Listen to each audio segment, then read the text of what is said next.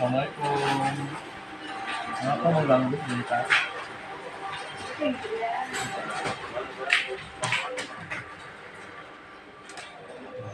Pak, begini Pak, saya punya rencana untuk kayak melakukan semacam diseminasi tentang berbagai praktek baik dengan guru-guru yang ada di S18, yang itu merupakan tugas dari guru penggerak Pak.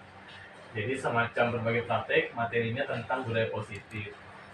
Nah, jadi dari ketentuan guru penggerak itu pesertanya minimal 10 orang. Nah, untuk peserta itu saya sudah hubungin sih sebenarnya guru-guru P3K, kemudian Bu Ajija, Bu Satuna, Bapak juga nanti ada di dalam kegiatan tersebut Pak. Nah, kira-kira waktu yang tepat itu hari apa ya Pak? Saya rencanakan sih hari Kamis ini sih Pak, kalau misalnya tidak ada Bapak punya tidak ada kegiatan lain atau kurikulum juga tidak ada program lain. Rencana hari Kamis ini Pak, tanggal 6. Nah Pak, gimana Pak menurut Bapak? Ya, terima kasih Pak Lias ya bagi disimasi ya Iya. guru penggerak PS8. Ya tentunya Bapak terima kasih ya kepada Pak Lias sebagai salah satu, ada 2 guru sudah sebagai calon guru penggerak. Untuk diseminasi ini tentunya juga bisa juga dilakukan di sekolah kita, dan Bapak juga sangat senang sekali juga ya. Terima kasih. Mudah-mudahan kegiatan diseminasi DS8 berjalan dengan baik, bisa dilakukan dengan rencana yang telah ditentukan. Tidak apa-apa, Bapak tidak ada asal tidak ada kegiatan di dinas pendidikan ya, ada undangan atau kegiatan oleh kepala sekolah bisa ada, tidak ada masalah. Oh iya Pak, alhamdulillah Pak. Jadi insya Allah hari Kamis bisa ya Pak yang mendampingi saya Pak. Bisa. Oh iya Pak. Kira-kira menurut Bapak kalau misalnya 10 orang itu saya ngambilnya itu guru-guru P3K aja Pak. Nanti kan kemungkinan nanti Bu Permin yang mengambil yang guru-guru yang mungkin agak-agak seniornya gitu Pak. Kami kan berdua, jadi nanti ada 2 kali diseminasi. Saya pertama mungkin tidak tahu kalau Bu Permin belum tahu jadwalnya kapan. Kalau saya tanggal hari Kamis ini Pak rencananya. Jadi ngambilnya guru-guru P3K yang baru. Begitu kan? Iya, Tidak Pak. apa-apa, dengan schedule yang ditentukan tidak masalah. Yang penting guru calon diseminasi itu sudah dihubungi Iya. dan ditentukan dan diberikan penjelasan. Ya, insya Allah mereka, insya Allah mau aja Pak mereka mengikuti kegiatan tersebut Pak. Oke Pak, itu aja Pak, terima Mungkin kasih. itu ya, Ya. yang penting untuk Doakan lancar ya Pak. Sukses, selamat. Amin, terima kasih Pak. Ya, Assalamualaikum. Waalaikumsalam.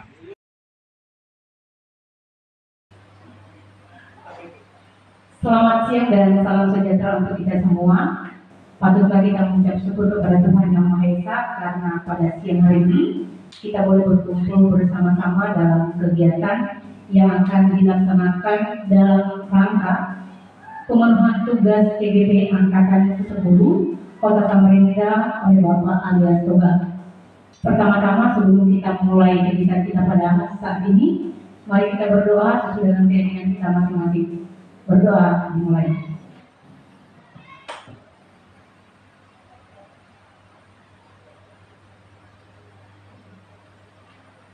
Berdoa selesai. Adapun susunan acara pada siang hari ini yaitu pembukaan yang sedang berlangsung. Yang kedua, kata sambutan yang akan disampaikan oleh Ibu Satuna MPD sebagai wakil kurikulum SMP 8 Samarinda. Yang ketiga, akan disampaikan pemaparan materi tentang diseminasi budaya positif. Selanjutnya kami serahkan kepada Ibu Satuna untuk menyampaikan kata sambutan. Waktu dan tempat kami persilakan. Terima kasih Bu Temi. Bismillahirrahmanirrahim. Assalamualaikum warahmatullahi wabarakatuh. Terima kasih Bapak Ibu atas kehadirannya di sini. Kita berkumpul. Semoga kegiatan ini bisa menambah kita tentang wawasan apa yang akan disampaikan oleh Pak Alias dalam pemenuhan tugasnya sebagai TGP Angkatan 10. tentang diseminasi budaya positif. Saya berharap Bapak Ibu menyimak ini dengan baik dan bisa nanti melaksanakannya dari apa yang dipaparkan oleh Pak Alias. Semoga kita bisa menerapkan dalam sekolah kita. Terus Bapak Ibu, saya berharap juga ada CGP lanjutan. Ibaratnya itu di angkatan 10, nanti semoga di angkatan 12 ada lagi di SMP 8 CGP-nya, dan angkatan-angkatan selanjutnya juga terus ada di SMP 8. Jadi kita banyak mendapatkan guru penggerak yang bisa menggerakkan SMP 8 ini menjadi lebih baik. Mengenai praktik baik ini, saya sangat yakin sangat besar manfaatnya untuk sekolah kita dan untuk pembelajaran kita dalam kelas dan lingkungan sekolah kita untuk menerapkan budaya positif yang selama ini mungkin sudah kita lakukan, tapi mungkin terabaikan atau seperti apa penekanannya belum maksimal. Mungkin begitu ya Bapak Ibu. Mungkin itu saja. Semoga Pak Alias kegiatannya hari ini lancar dan CGP-nya tuntas sampai akhir. Terima kasih. Wassalamualaikum warahmatullahi wabarakatuh.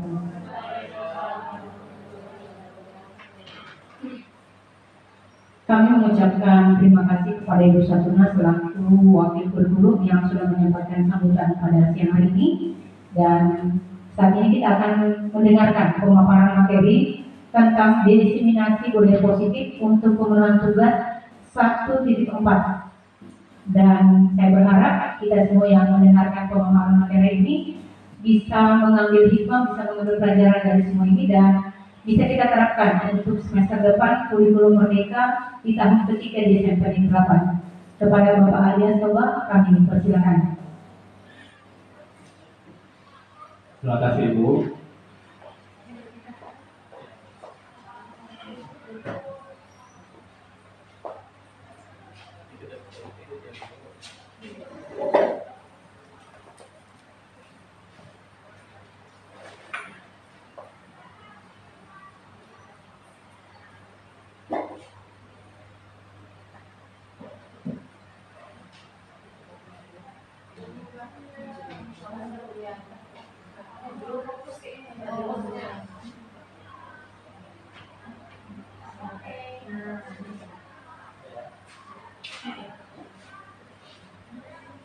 Baik, bismillahirrahmanirrahim.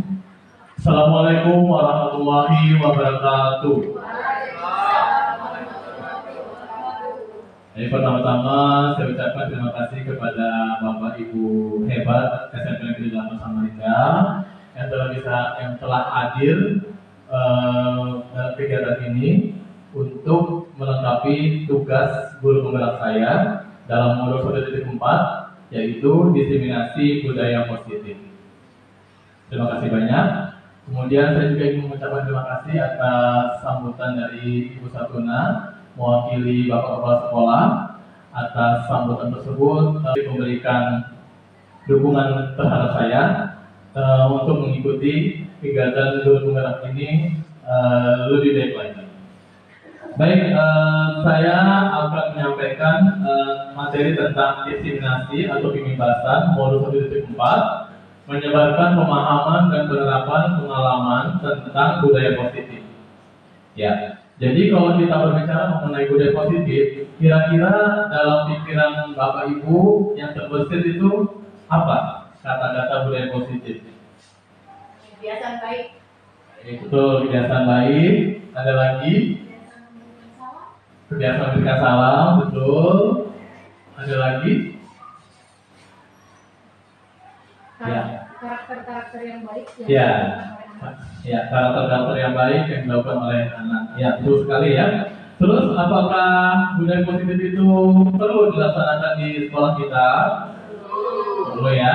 Jadi betul, budaya positif memang sangat diperlukan untuk diterapkan di sekolah kita untuk menanamkan karakter-karakter anak yang positif. Jadi kita sebagai guru harus menanamkan budaya positif terhadap siswa kita untuk agar mendapatkan kedepannya sekolah yang lebih baik lagi. Ya. Adapun budaya positif di sini harus tertanam pada diri anak sendiri. Nah, jadi itu termasuk dalam motivasi intrinsik, karena motivasi intrinsik itu adalah motivasi yang ada dan harus dimiliki dalam diri siswa atau murid kita. Ya, jadi kita sebagai guru harus bisa menanamkan motivasi intrinsik yang ada pada siswa kita.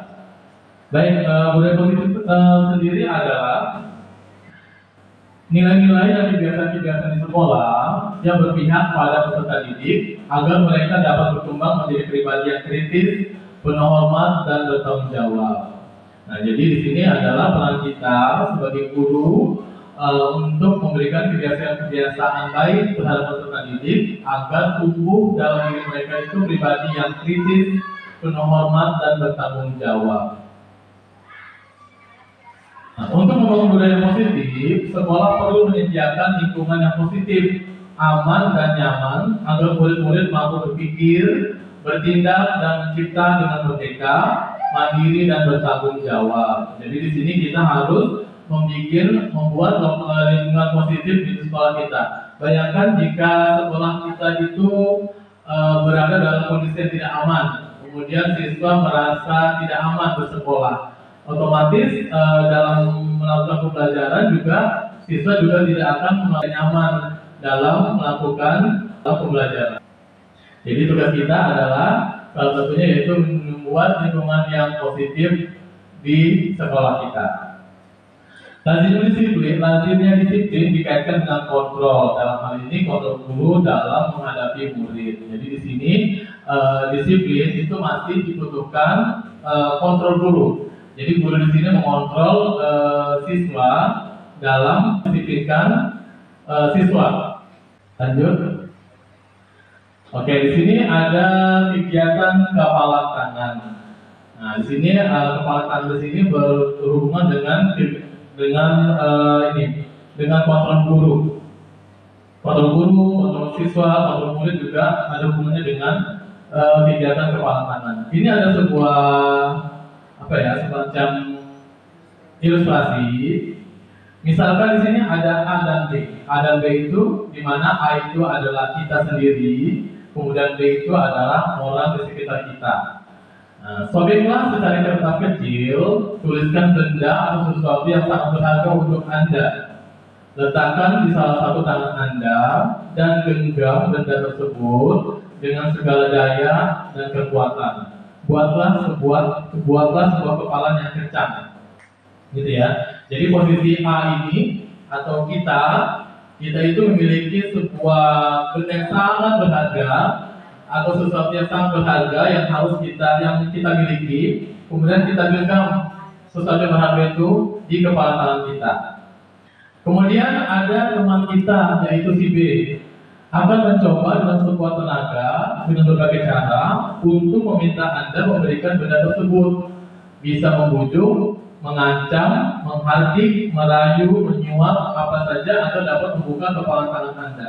Kira-kira jika Anda sebagai A, apakah yang Anda akan lakukan? Apakah Anda akan membuka kepala tangan tersebut atau tetap melakukan kepala tangan tersebut dengan kencang tanpa menghiraukan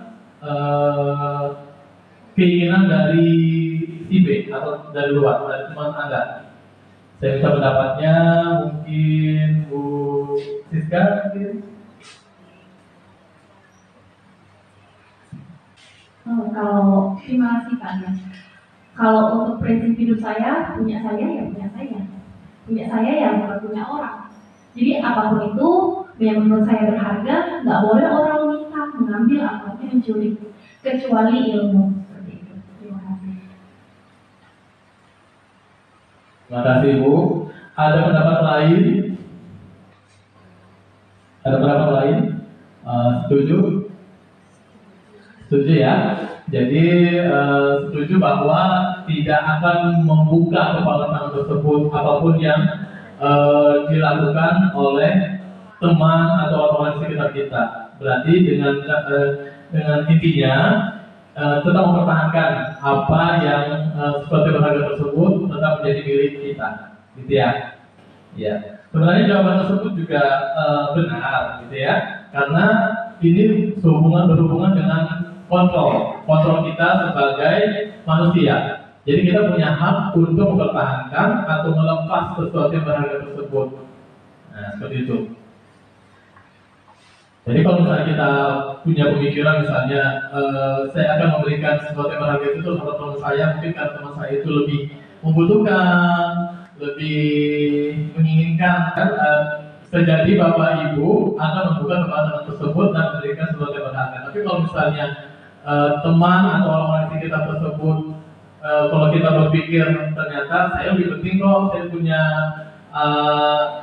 membutuhkan barang berharga ini, saya akan mempertahankan benda tersebut.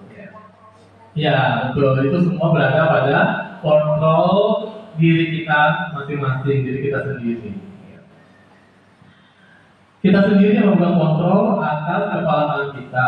Apakah kita membuka atau menutup kepala tangan kita, itu bergantung pada diri kita masing-masing sesuai dengan kebutuhan dasar kita saat ini. Baik Bapak Ibu, itu adalah bagian sedikit tentang budaya positif. Jadi konsep inti dari budaya positif itu ada 8. Nah, jadi untuk pertemuan kali ini saya akan membahas 8 konsep inti dari budaya positif tersebut. Yang pertama adalah perubahan paradigma belajar. Kemudian ada disiplin positif, ada nilai-nilai kebajikan, ada kebutuhan dasar manusia, motivasi perilaku manusia, posisi kontrol guru, keyakinan kelas, dan segitiga restitusi. Kira-kira dari konsep inti budaya positif ini yang mana yang menurut Bapak Ibu sesuatu yang baru didengar? Oh iya, segitiga restitusi ya Bu ya.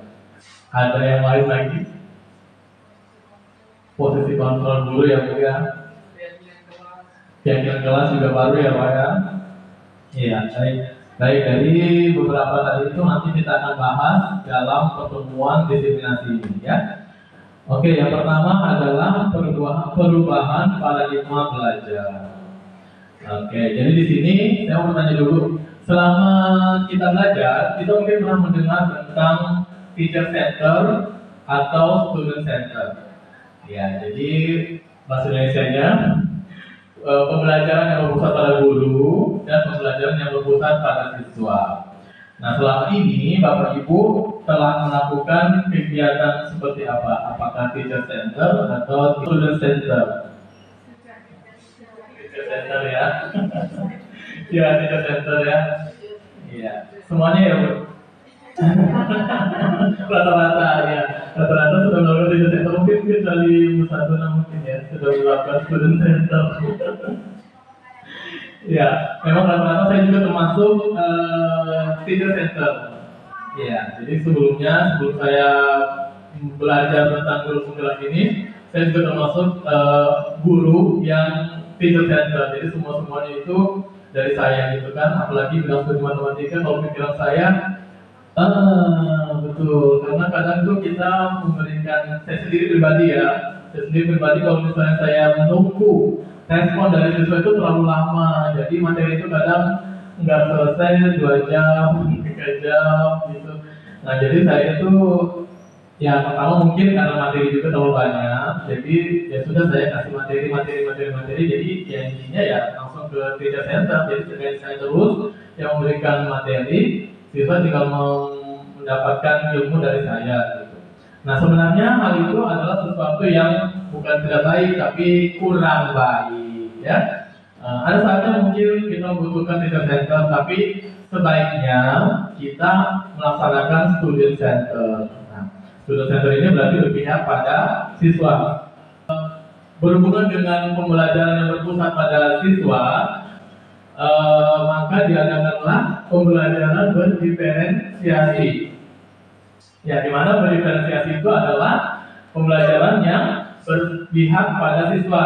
Jadi di sini kita harus mengetahui dulu kebutuhan siswa seperti apa, kemudian gaya-gaya siswa seperti apa. Jadi di sini posisi guru itu harus tahu dulu apakah siswanya itu termasuk siswa audio atau siswa yang visual, atau siswa yang kinestetik.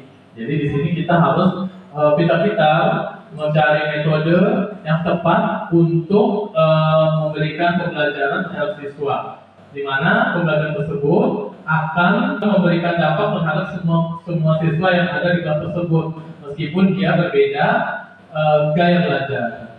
Nah, seperti itu. Pembelajaran dengan paradigma baru merupakan pembelajaran yang dirancang berdasarkan prinsip pembelajaran berdiferensiasi, sehingga para peserta didik belajar sesuai kebutuhannya berdasarkan tahap perkembangan sesuai teori psikologi modern untuk mewujudkan profil pelajar Pancasila. Nah, jadi di sini tujuannya adalah untuk mewujudkan profil pelajar Pancasila. Kita sudah tahu dalam profil pelajar Pancasila itu ada 6 dimensi, yaitu yang pertama adalah beriman dan bertakwa kepada Tuhan Yang Maha Esa dan berakhlak mulia. Nah, jadi di sini kita harus mengajarkan, memberikan pelajaran kepada siswa mengenai keimanan dan ketakwaan dan berakhlak mulia terhadap siswa. Kemudian berkebinekaan global. Berkebinekaan global itu hubungannya dengan budaya-budaya yang ada di Indonesia. Kita tahu bahwa Indonesia memiliki bermacam-macam budaya, agama, dan ras dan golongan ya. Jadi kita juga dalam pembelajaran harus mengaitkan tentang kebinekaan global. Kemudian bergotong royong. Bergotong royong di sini bukan cuma bersih-bersih kelas atau membersihkan sekolah gitu ya. Tapi gotong royong ini hubungannya dengan kolaborasi. Ya, jadi kolaborasi di sini kan gotong royong itu berarti bekerja sama-sama ya. Jadi di sini hubungannya dengan kolaborasi, apakah itu kolaborasi antara siswa dengan siswa maupun kolaborasi antara siswa dengan guru. Kemudian kreatif, siswa diharapkan untuk kreatif. Kemudian bernalar kritis, siswa juga diharapkan untuk bisa berpikir lebih kritis. Kemudian juga terakhir adalah mandiri. Jadi siswa disuruh diharapkan dapat mandiri. Mandiri di sini bisa jadi dalam mengerjakan tugas, siswa bisa mengerjakannya sendiri tanpa bantuan dari teman-temannya. Gitu. Nah, itu sesuai dengan tujuan pendidikan, yaitu tujuan pendidikan berdasarkan pendapat dari Ki Hajar Dewantara, di mana tujuan pendidikan tersebut adalah menuntun segala kodrat yang ada pada anak-anak agar mereka dapat mencapai keselamatan dan kebahagiaan yang setinggi-tingginya, baik sebagai manusia maupun sebagai anggota masyarakat. Sebab itu, pendidik itu hanya dapat menuntun tubuh atau hidupnya kekuatan kodrat yang ada pada anak-anak agar dapat memperbaiki lakunya, bukan dasarnya hidup dan tubuhnya kekuatan kodrat anak. Nah, jadi di sini kita sebagai guru pendidik itu kita hanya bisa menuntun tumbuh kembang anak. Jadi kita tidak bisa memaksakan apa yang kita inginkan, tapi kita hanya bisa menuntun kepada anak. Oke, lanjut adalah miskonsepsi tentang teori kontrol. Teori kontrol ini kita mempunyai beberapa miskonsepsi yang ada dalam pikiran kita. Misalnya gini, yang pertama adalah ilusi guru mengontrol murid. Nah, ilusi guru mengontrol murid. Kita mungkin pernah memerintahkan, meminta tolong kepada siswa, menyuruh siswa, memerintahkan siswa, kemudian siswa tersebut nurut terhadap apa yang kita inginkan. Misalnya kita ingin siswa tersebut berubah menjadi seseorang yang lebih baik lagi. Mungkin dari kita melihatnya, oh dia sudah berubah, gitu ya. Dia sudah berubah, dia sudah tidak berperilaku yang tidak baik lagi. Tapi jangan salah, itu hanyalah ilusi kita, Bapak Ibu. Ya, sebenarnya mereka melakukan perubahan tersebut itu bukan karena kita yang menyuruh, tapi memang berasal dari keinginan siswa tersebut, atau disebut motivasi intrinsik atau motivasi berubah yang ada pada diri atau dalam diri siswa tersebut. Ya, jadi kalau untuk mengontrol murid, kemudian kita melihat murid tersebut mengalami perubahan, kita jangan terlalu istilahnya kepedean gitu kan. Oh, mungkin ini karena saya ini yang menyuruh nih, bukan. Tapi memang dari siswa sendiri yang mengalami motivasi yang ada pada diri siswa tersebut. Ya. Nah, tapi kita bisa melihat juga apakah dia benar-benar berasal dari motivasi diri sendiri atau yang dari kita dari pemantauan kita. Kalau kita memantau apa yang sudah kita beritakan ke siswa tersebut, kemudian berjalan dengan baik sesuai dengan harapan kita, kemudian kok terjadi lagi kesalahan tersebut. Nah, ternyata berarti siswa tersebut juga memiliki kontrol dalam dirinya bahwa apa yang dia lakukan itu bukan berasal dari guru atau dari kita, namun dari siswa tersebut. Kemudian ada lagi ilusi berikutnya, yaitu ilusi bahwa semua penguatan positif efektif dan bermanfaat. Penguatan positif di sini artinya adalah bujukan, rayuan. Kan kadang kita kalau misalnya menyuruh anak itu, kadang kita menyuruh dengan cara merayu dulu, gitu kan? Bujuk dulu, ayo nak, kita begini, nanti kamu gini, gitu kan? Nah, mungkin pada saat kita membujuk itu mereka mau menurut, gitu kan? Dengan rayuan kita, dengan bujukan kita, gitu kan? Tapi itu semua sekedar ilusi aja Bapak Ibu, ya. Jadi mereka melakukan kegiatan apa yang kita suruh tersebut itu sebenarnya bukan dari rayuan atau bujukan kita sebenarnya, tapi memang berasal dari motivasi dalam diri siswa tersebut. Nah, kalau misalnya tidak dirayu, tidak dibujuk misalnya, mereka tidak mau melakukan apa yang kita minta, nah berarti itu berarti benar teori kelompok tersebut bahwa siswa tersebut mau jika mereka mendapatkan penguatan positif, yaitu bujukan dan rayuan. Tapi kalau tanpa dibujuk apa dirayu, mereka tidak akan menuruti apa yang kita inginkan. Kemudian ilusi berikutnya yaitu ilusi bahwa kritik dan membuat rasa bersalah mampu menguatkan karakter. Ini juga ternyata merupakan suatu ilusi Bapak Ibu, ya. Kita kadang mengkritik siswa, kemudian kita juga kadang membuat dia merasa bersalah. Kamu ini gara-gara kamu nih Bapak ditegur nih, kamu harus berubah. Jangan sampai Bapak ditegur lagi untuk yang kedua kalinya, yang ketiga kalinya, ya. Nah, otomatis dengan kata-kata tersebut itu kan membuat siswa tersebut merasa bersalah, ya. Nah, dengan kata-kata tersebut mereka merasakan bersalah, mereka akan melakukan apa yang kita inginkan. Nah, ternyata sekali lagi itu cuma ilusi, ya. Mereka itu belum tentu mau menuruti apa yang kita inginkan, itu gara-gara kritikan kita atau kata-kata yang membuat mereka bersalah itu murni berasal dari motivasi intrinsik mereka sendiri, gitu ya Bapak Ibu.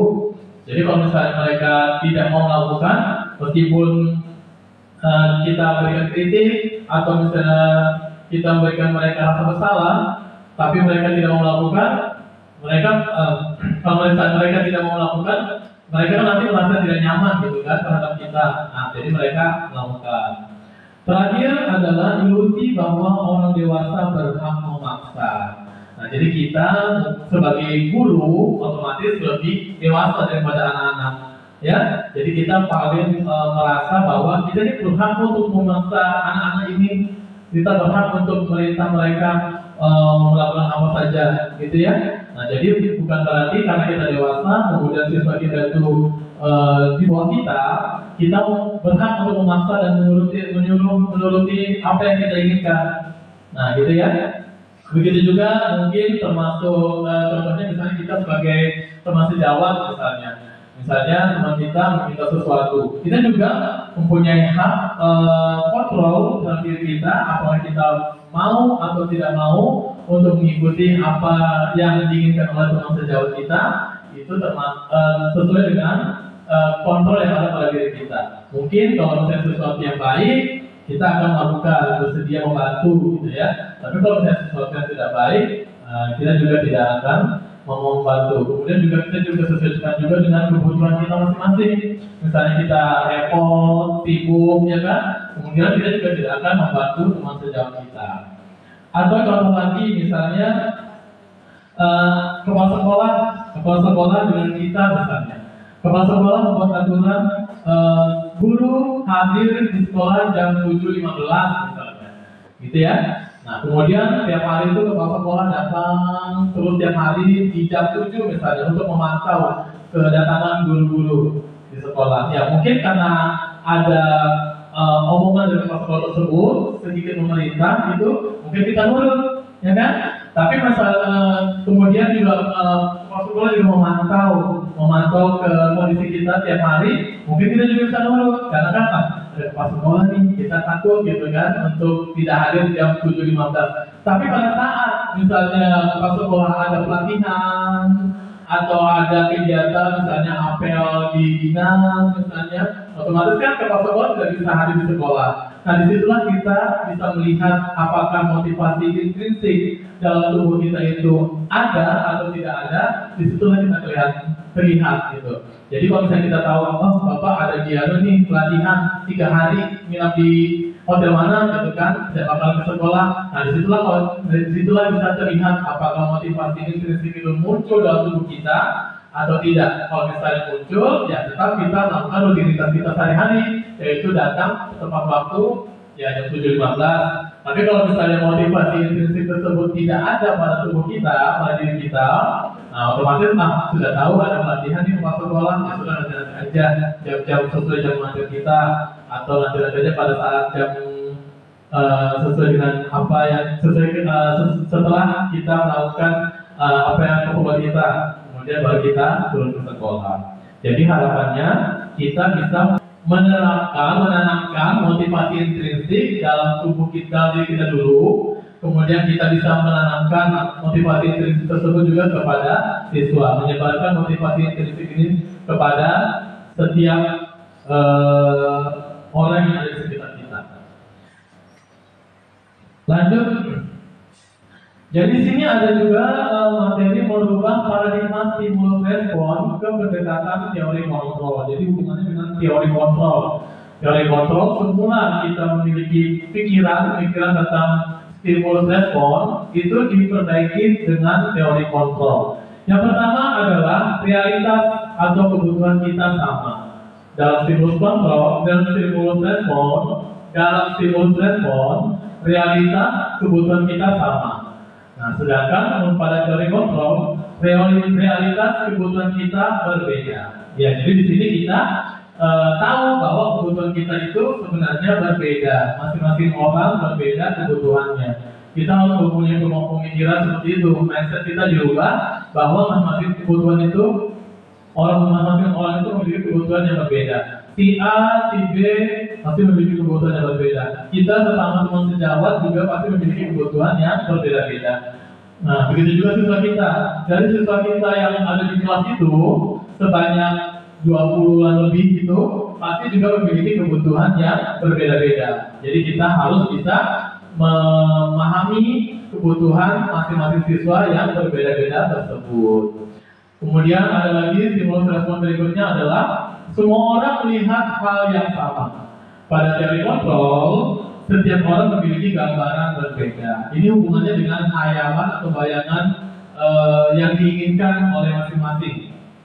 Pada stimulus respon, semua orang itu pasti memiliki bayangan yang sama.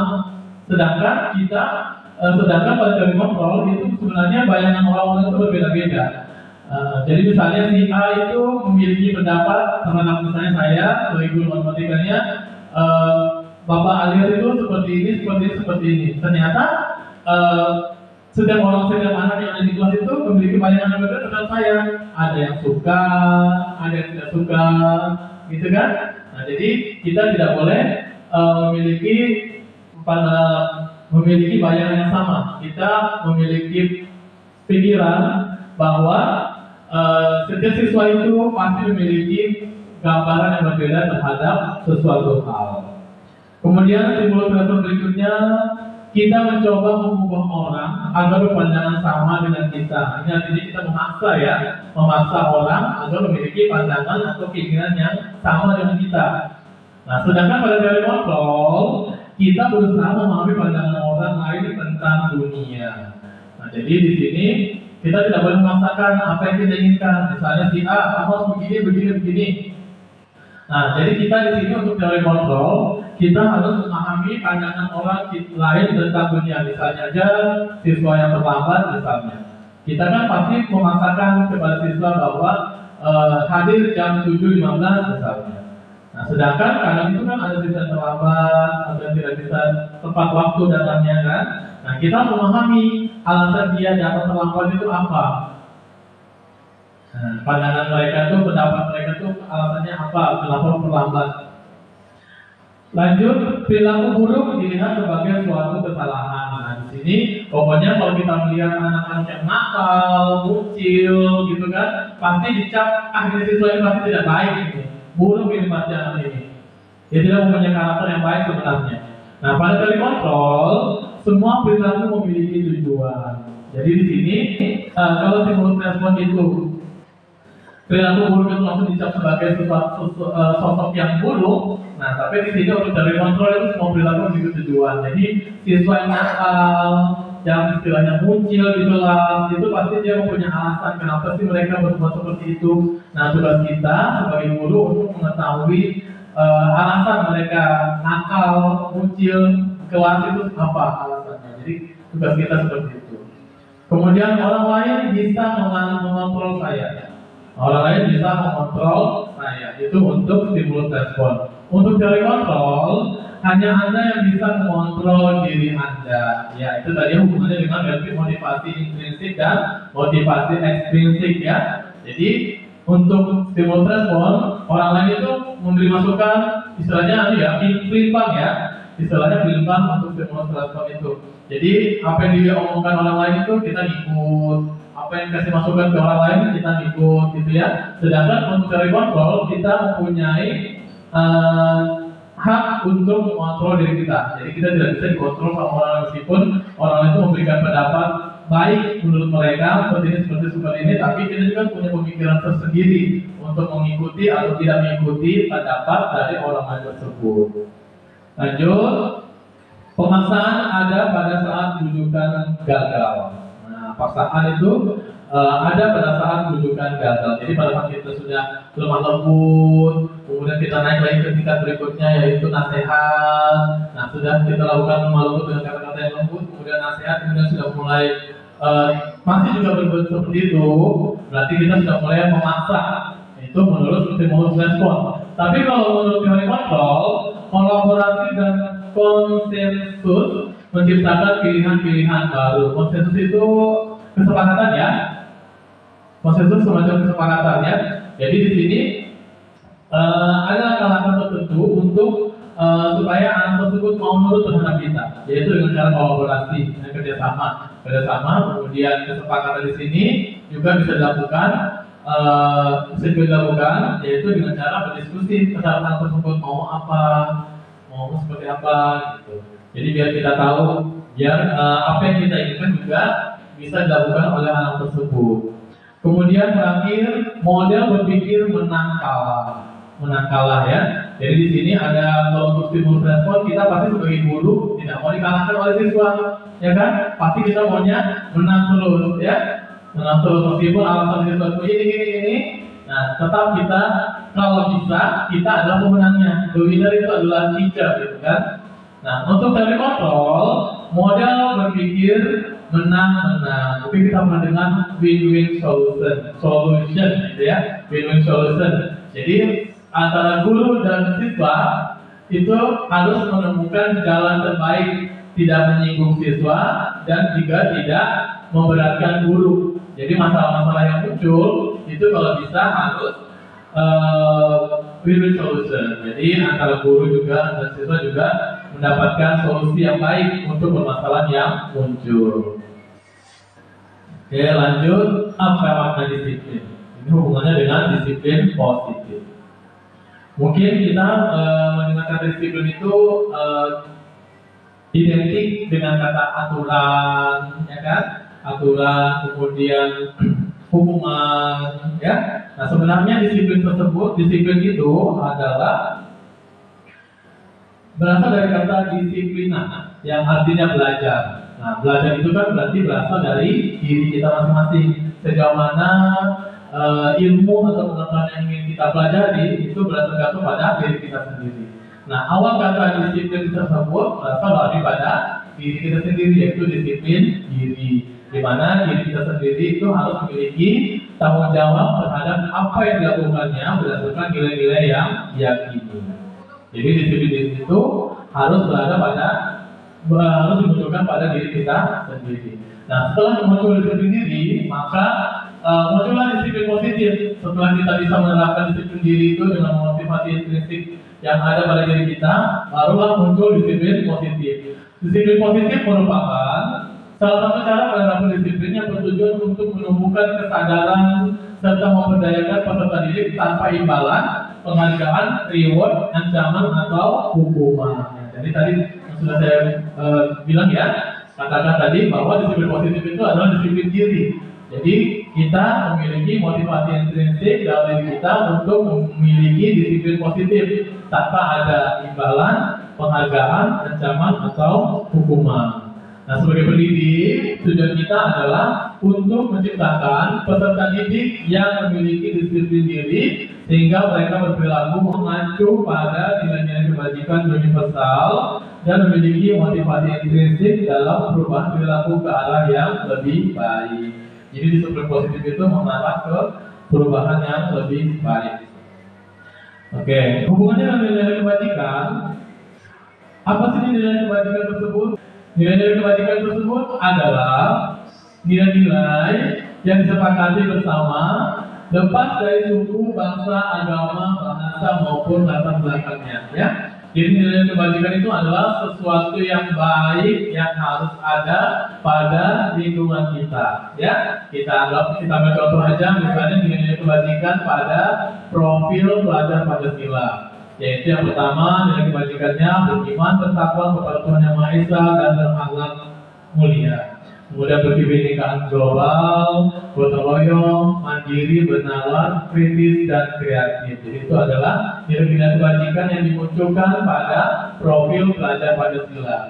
Ada juga contoh yang lain, ini saya ambil dari suatu instansi juga, IBO Primary Program, memiliki nilai kebajikan yang lain daripada produk pelajar Pancasila, yaitu toleransi, rasa hormat, integritas, mandiri, menghargai, antusias, empati, pengetahuan, kreativitas, kerjasama, percaya diri, dan komitmen.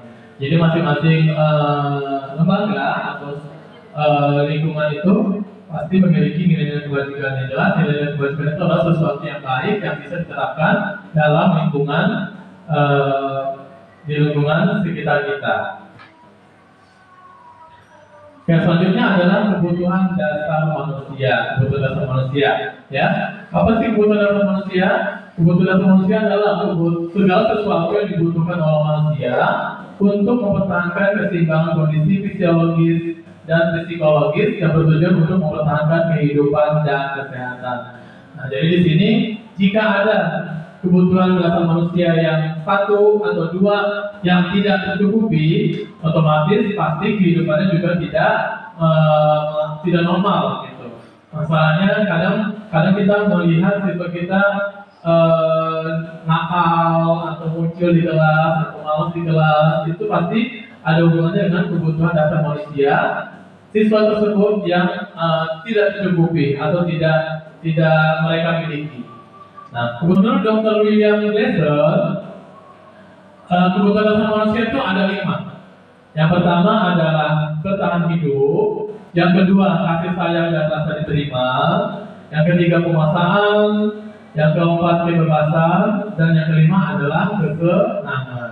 Ya, bertahan hidup itu kebutuhan dasarnya yaitu makanan, pakaian, tempat tinggal, keamanan, dan kesehatan. Nah, jika salah satu dari kebutuhan dasar tersebut tidak tercukupi, misalnya makanan nih tidak tercukupi, misalnya itu kan hubungannya dengan perut ya. Jadi otomatis kita tiap hari itu kan harus makan gitu kan. Nah, kalau misalnya tidak tercukupi, otomatis kita akan berusaha untuk memenuhi kebutuhan tersebut.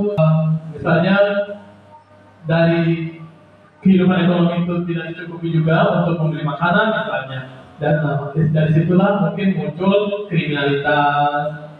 Ya, untuk salah satunya untuk memenuhi kebutuhan tersebut, yaitu kebutuhan bertahan hidup seperti makan.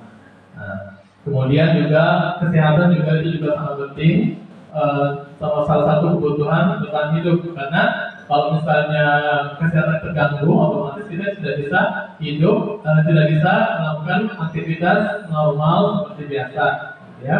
Kemudian kasih sayang dan rasa diterima, itu meliputi rasa diterima, dipelulukan, berbagi, kerjasama, menjadi bagian dalam kelompok. Nah, mungkin kita pernah mendapatkan juga siswa yang sering ribut di kelas, misalnya sering ribut di kelas. Bisa jadi itu adalah salah satu kebutuhan dasar manusianya yang kasih sayang dan rasa diterima itu tidak ada.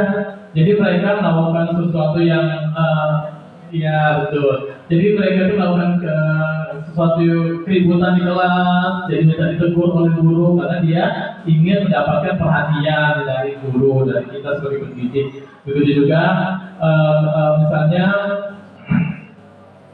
misalnya juga ada anak yang selalu diam di kelas, ya kan, disudutkan di kelas, itu kan tidak diterima. Dia kadang diam di kelas gitu, tidak punya teman gitu. Itu juga salah satu kebutuhan dasar manusia yang bagian kasih sayang dan rasa terima itu tidak tercukupi. Otomatis dia itu kan tidak mendapatkan kasih sayang dari teman-temannya, ya kan, tidak diterima sama lingkungannya. Makanya dia berada di sudut-sudut atau menyendiri. Nah, itu salah satu kebutuhan dasar manusia yang tidak terpenuhi.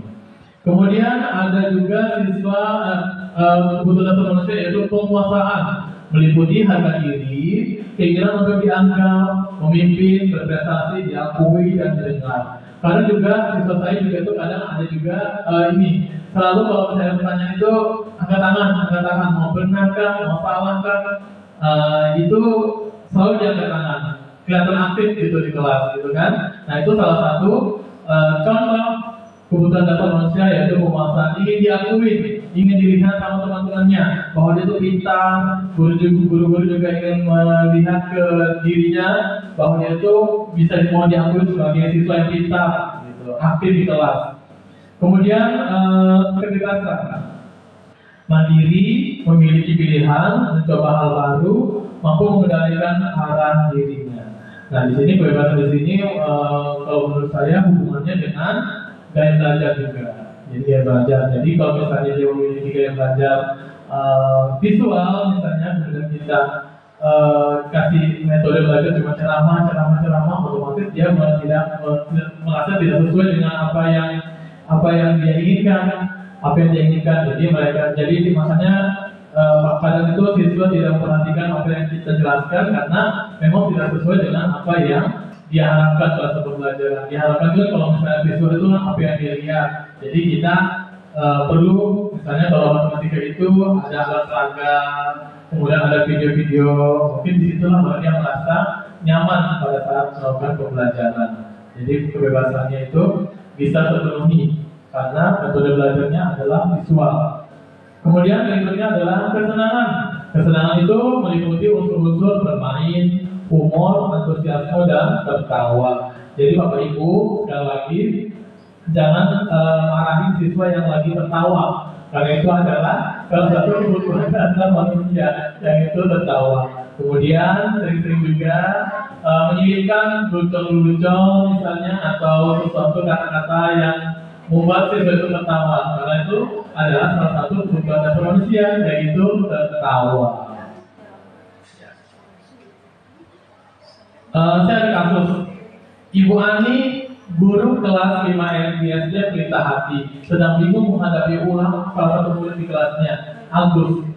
Beberapa anak telah datang dan mengeluhkan Agus yang seringkali meminta bekal makan siang mereka dengan paksa. Jika Anda menghadapi situasi seperti Ibu Ani, apa yang akan Anda lakukan? Menurut Anda, kira-kira apa alasan Agus melakukan hal ini? Kira-kira kebutuhan dasar manusia apa yang tidak dipenuhi oleh Agus? Makanan, berarti bertahan hidup ya Bu ya, bertahan hidup, kasih sayang orang tua. Bu Permin, bertahan hidup ya, bertahan hidup. Pak Fadlin, jadi Pak Fadlin juga mendapat yaitu makanan dan yaitu bertahan hidup ya Pak ya. Oke, benar semua jawabannya. Jadi kita sebenarnya jawabannya tergantung pada Agusnya, ya kan? Oke.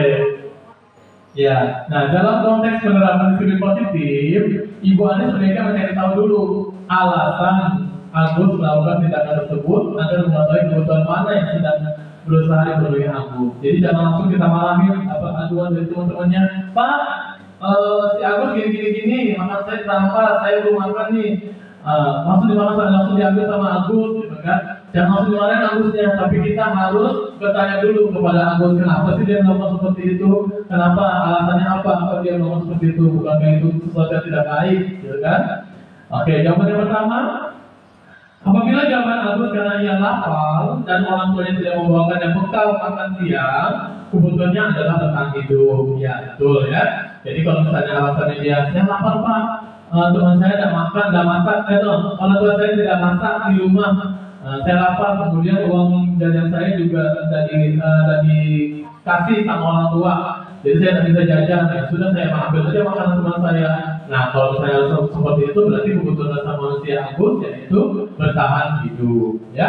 Kemudian kalau misalnya jawaban Agus itu adalah ya senang temannya jadi memperhatikan dia, ya kan? Jadi otomatis kan kalau misalnya Agus itu ngambil makanan temannya, otomatis kan temannya marah, kemudian kejar-kejar misalnya, atau teriak-teriak misalnya, otomatis kan dia mendapat perhatian, bukan cuma dari orang yang diambil bekalnya, tapi dari teman-teman sekitar juga pasti ngeliatin dia, gitu kan? Nah kalau misalnya seperti itu, berarti dia adalah cinta dan kasih sayangnya kebutuhan untuk diterima tidak tercukupi. Nah, jadi kalau misalnya alasan seperti itu berarti dia butuh kasih sayang atau perhatian dari orang lain, yaitu teman-teman. Nah, seperti juga kalau misalnya kita langsung menanggapi, merespon misalnya marah, itu kan juga termasuk memberikan perhatian ke siswa, ke Agus itu. Kalau misalnya dia salah, tapi itulah yang diinginkan oleh Agus sebenarnya, itu perhatian dari kita sebagai guru. Kemudian jawaban Agus misalnya dia merasa hebat karena temannya jadi takut dan menuruti keinginannya.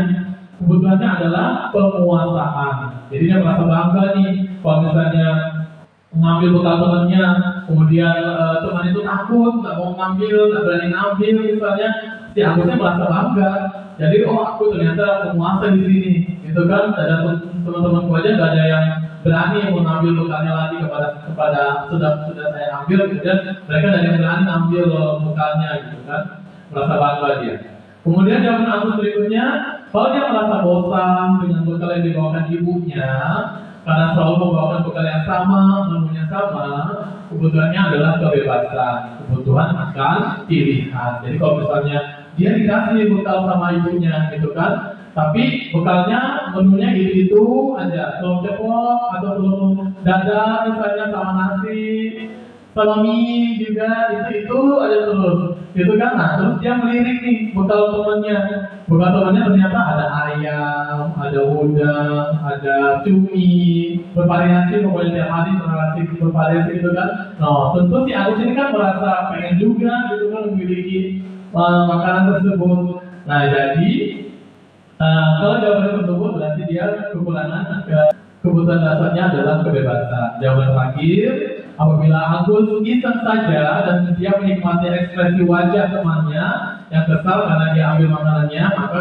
dia membutuhkan kebutuhan kesenangan. Jadi dia itu mengambil makanan bekal temannya itu cuma melihat ekspresi temannya marah gitu kan, dongkol gitu kan. Nah, dengan melihat ekspresi wajah temannya yang marah itu, dia merasa lucu melihat temannya itu. Kemudian dia tertawa. Nah, ekspresi wajah yang marah itulah yang dia inginkan, yang dia ingin dapatkan dari perbuatan dia tersebut. Nah, seperti itu ya Bapak Ibu. Mari semangat. Alhamdulillah. Selanjutnya adalah motivasi perilaku manusia.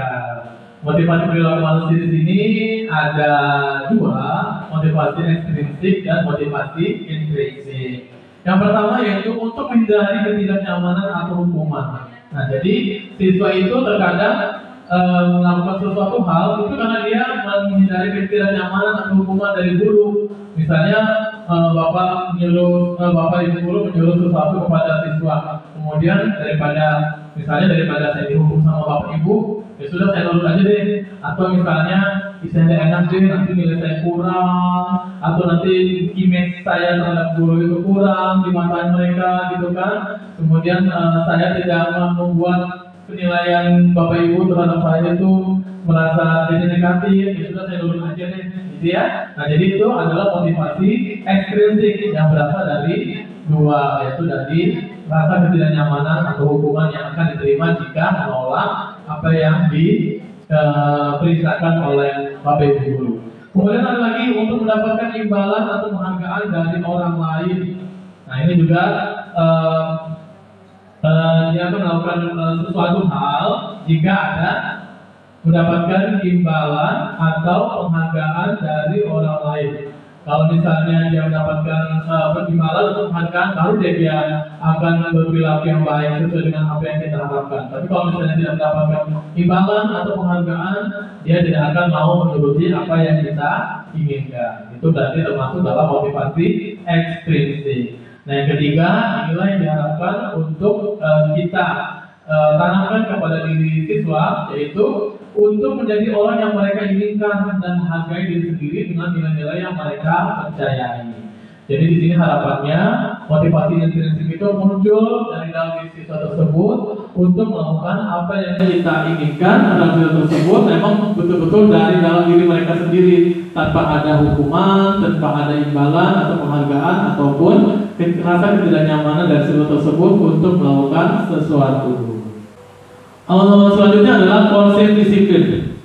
Konsep disiplin di sini ada penghukuman, ada penghargaan, ada konsekuensi, dan ada restitusi. Oke, konsep disiplin yang pertama adalah hukuman. Yang pertama, hukuman itu pasti menyakitkan, baik itu menyakitkan secara verbal atau secara fisik, ya kan? Nah, misalnya kamu skor jam 50 kali misalnya. Nah, itu berarti dia mengalami menyakitkan secara fisik. Otomatis kan dengan dia melakukan skor jam selama 50 kali itu kan pasti fisiknya sakit, capek gitu ya. Kemudian pasti tidak nyaman. Siswa dihukum pasti mengalami perasaan tidak nyaman. Kemudian murid jadi takut. Kalau misalnya dihukum itu pasti saya takut melakukan ini karena takut nanti dihukum. Kemudian memaksa, hukuman itu sifatnya memaksa. Mau tidak mau kamu harus menuruti apa yang saya perintahkan. Misalnya lari keliling lapangan 10 kali misalnya. Nah, harus mau kalau itu adalah hukuman, ya kan? Murid menyembunyikan kesalahannya. Nah, di sini berarti murid mau belajar berbohong. Ya, murid menyembunyikan kesalahannya. Jadi kalau misalnya kita bertanya, kamu melakukan ini ya? Karena dia takut dihukum, dia pasti akan menyembunyikan kesalahannya, yaitu dengan cara berbohong. Enggak pak, sebenarnya begini-begini. Jadi dia mulai berpikir alasan lain untuk menyelamatkan dirinya. Kemudian murid menjadi rendah diri ini otomatis kan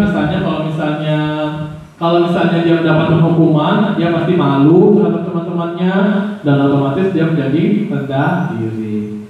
Kemudian selanjutnya adalah konsep disiplin berikutnya adalah penghargaan. Penghargaan ini pertama adalah tidak efektif. Jadi siswa itu akan disiplin jika ada penghargaannya yang dia terima. Misalnya kamu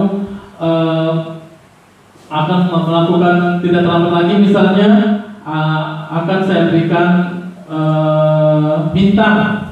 Nah, ketika bintang itu tidak ada, otomatis siswa tersebut akan kembali ke awalnya, yaitu tidak terlambat. Tapi kalau misalnya penghargaan itu termasuk yang tidak efektif. Kemudian merusak hubungan atau sifat iri misalnya. Ini hubungannya dengan misalnya ada siswa yang pintar, ada yang siswa yang kurang pintar. Otomatis kan yang mendapatkan penghargaan itu pasti yang siswa yang pintar, gitu ya. Pasti kita memiliki penghargaan itu memberikan penghargaan terhadap siswa yang pintar. Nah, itu akan menimbulkan sifat iri terhadap siswa yang merasa dirinya kurang pintar, kurang pandai. Kemudian mematikan kreativitas, itu jelas karena siswa akan berkreatif kalau misalnya diberikan penghargaan. Tapi kalau misalnya tidak ada penghargaannya, maka tidak akan mengeluarkan ide-ide untuk berkreativitas. Menghukum dengan sistem ranking, itu juga konsep disiplin yang gagal. Merampas hak menghargai dirinya. Merampaskan menghargai dirinya juga termasuk penghargaan yang disiplin yang gagal. Kemudian konsekuensi di sini penguatan jangka pendek, karena sudah jelas ada aturan, ada sanksi atau konsekuensinya. Nah, jadi di sini siswa tahu kalau misalnya melakukan ini berarti konsekuensinya ini, berarti dia sudah tahu gitu kan hukuman atau sanksi yang akan dia terima setelah melanggar peraturan tersebut. Kemudian perlu monitoring berkelanjutan. Jadi di sini guru itu dalam konsekuensi itu harus memantau siswa tersebut, apakah dia selalu melakukan kesalahan tersebut atau tidak. Kemudian stimulus respon berarti itu adanya dari peraturan-peraturan yang ada di sekolah. Murid menghormati peraturan, ya jelas karena peraturan tersebut itu kan ada di sekolah. Nah, jadi dia sudah tahu nih peraturan-peraturan tersebut, jadi harus mereka wajib untuk menghormati peraturan tersebut. Kemudian kehilangan waktu untuk memenuhi kesalahan. Nah, jadi kalau misalnya konsekuensi, dia tahu kan, dia sudah tahu sanksinya atau konsekuensinya seperti apa. Jadi kalau misalnya dia melakukan kesalahan, ya langsung aja mengikuti sanksi atau konsekuensi. Jadi dia tidak berpikir kesalahan saya kira-kira apa ya solusinya, nah, gitu kan? Jadi langsung aja begitu mengalami kesalahan, langsung mengikuti sanksi atau konsekuensi yang ada. Kemudian, nah ini tadi restitusi yang menurut Bapak Ibu sesuatu yang baru. Murid bertanggung jawab untuk perilakunya. Ya, jadi dengan adanya restitusi, murid bertanggung jawab untuk perilakunya. Ini hubungannya dengan keyakinan kelas yang ada di dalam kelas. Jadi sebelumnya kita harus membuat dulu keyakinan kelas. Keyakinan kelas itu kita tuangkan semua ide-ide atau harapan-harapan yang ada di kelas mereka. Mereka itu keinginannya kelas mereka itu seperti apa. Nah, disitulah keyakinan kelas kita buat. Nah, kemudian ketika siswa tersebut melanggar, maka siswa tersebut akan bertanggung jawab terhadap keyakinan kelas yang telah mereka langgar. Kemudian fokus pada pemecahan masalah jangka panjang. Nah, jadi restitusi itu kan ada pemberian solusi, Jadi siswa tersebut mengetahui apa kesalahannya, kemudian tahu keyakinan kelas apa yang dilanggar, kemudian siswa tersebut juga diajarkan untuk berpikir bagaimana cara mempertanggungjawabkan kesalahannya. Nah, dengan cara tersebut kan siswa tersebut mulai berpikir tentang kesalahan apa, kemudian tanggung jawabnya seperti apa. Nah, jadi semoga itu nanti berbekas sampai mereka dewasa. Jadi mereka sudah tahu, oh misalnya kesalahan ini berarti tanggung jawabnya seperti ini. Murid menghormati dirinya dan orang lain. Ya, jadi di sini juga dalam keyakinan kelas kita harus memasukkan salah satu keyakinan kelas yaitu saling menghormati. Ya, jadi di sini jadi tidak ada lagi siswa yang tidak menghormati orang lain, temannya misalnya, atau siswa yang tidak menghormati guru misalnya, karena adanya restitusi. Kemudian teori kontrol, dirinya memegang kontrol. Nah, jadi di situ kontrol di situ seperti tadi kan, kontrol di situ dia yang mengetahui kesalahannya apa, kemudian siswa tersebut yang mengetahui solusinya seperti apa dan tanggung jawabnya seperti apa. Jadi siswa tersebut yang memegang kontrol terhadap permasalahan mereka. Kemudian murid bersemangat memperbaiki kesalahan tersebut. Nah, jadi dengan diskusi-diskusi terhadap siswa tersebut, maka siswa tersebut bersemangat untuk memperbaiki kesalahannya. Ya, dengan cara ya kita bertanya tanggung jawab seperti apa, kemudian langkah apa yang akan kamu lakukan jika untuk memperbaiki kesalahan tersebut. Oke, selanjutnya adalah 5 posisi kontrol restitusi atau 5 posisi kontrol. Di sini ada 5 posisi kontrol, yaitu penghukum, pembuat rasa bersalah, teman, pemantau, dan manajer. Saya mau tanya lagi ke Bapak Ibu, kira-kira dari 5 posisi kontrol di sini, yang manakah yang tipe Bapak Ibu banget? Dari Bapak Ajrin deh. Bu Poni. Oke, teman Bu Aida. Pemantau. Oke. Teman Bu Agus. Teman Bu Siska. Oh, teman. Oke, Bu Ella. Teman Bu Emi. Pemantau. Bu Anggun. Teman budaya. Teman Bu Fermi. Manajer. Oke. Ya, saya juga sebenarnya kalau ditanya saya berada di posisi mana sebenarnya, saya juga lebih ke teman. Ya, jadi teman di situ kan karena saya berpikir, kalau saya pribadi berpikir pelajaran saya matematika, kalau misalnya terlalu tegang, serius gitu kan, otomatis kan siswa juga tidak bisa mengikuti pelajaran saya dengan baik gitu kan. Jadi saya anggap mereka sebagai teman. Cuman ya itu ada ke minusnya, kekurangannya. Karena kadang kalau misalnya teman, mereka tuh kebablasan gitu kepada saya. Jadi ya bablas, jadi ngomongnya nggak ada ini istilahnya batasan gitu kan. Nah, kemudian bisa deal-dealan gitu kan.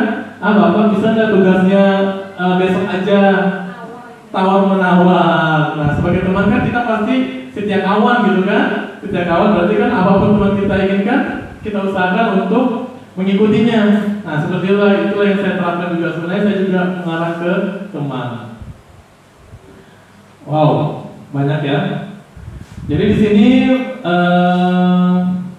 saya ambil bagian ini dulu deh, guru berbuat. Untuk posisi kontrol yang pertama, guru berbuat, jika dia sebagai penghukum, dia pasti akan bersikap mengkritik, menunjuk-nunjuk, menyakiti dan menyindir.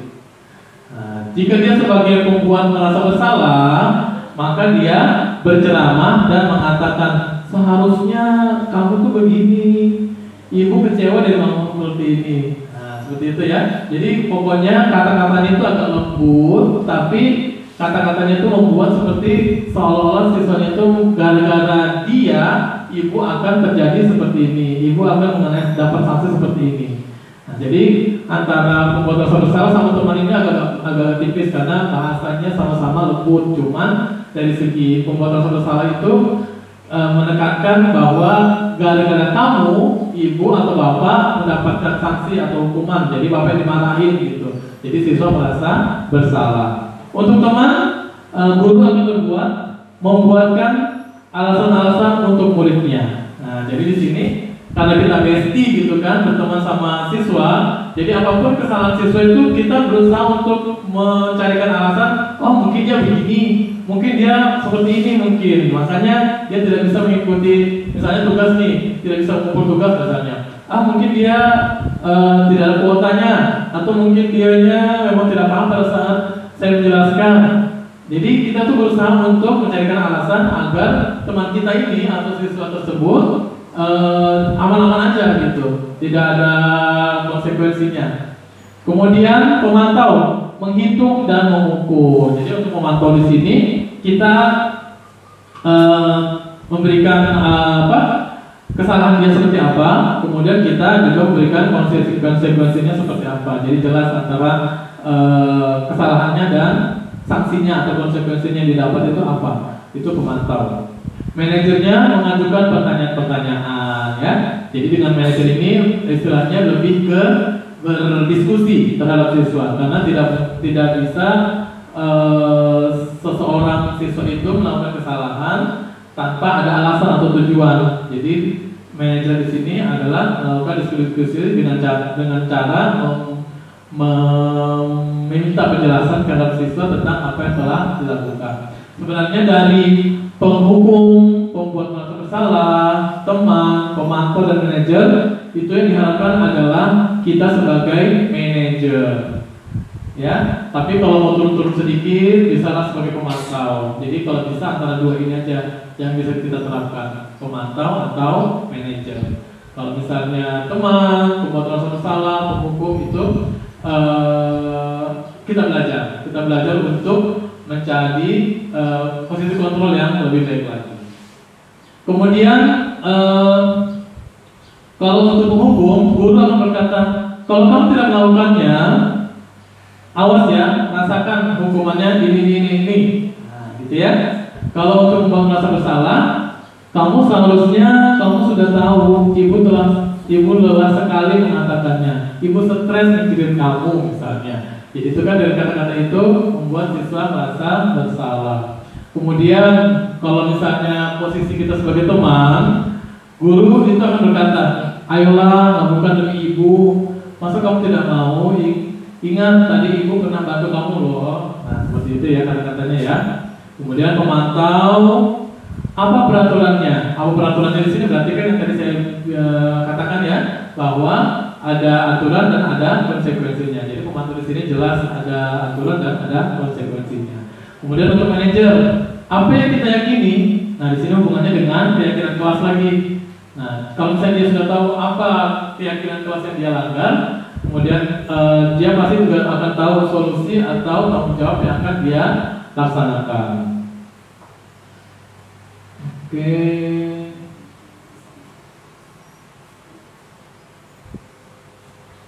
Oke, kita masuk ke keyakinan kelas. Sebelumnya saya tanya dulu wali ini rata-rata wali kelas ya. Oke. Dari keyakinan kelas, apakah Bapak Ibu sudah menerapkan atau membuat suatu keyakinan kelas di kelas masing-masing? Bikin ya. Oke, tuh ada yang bikin ya.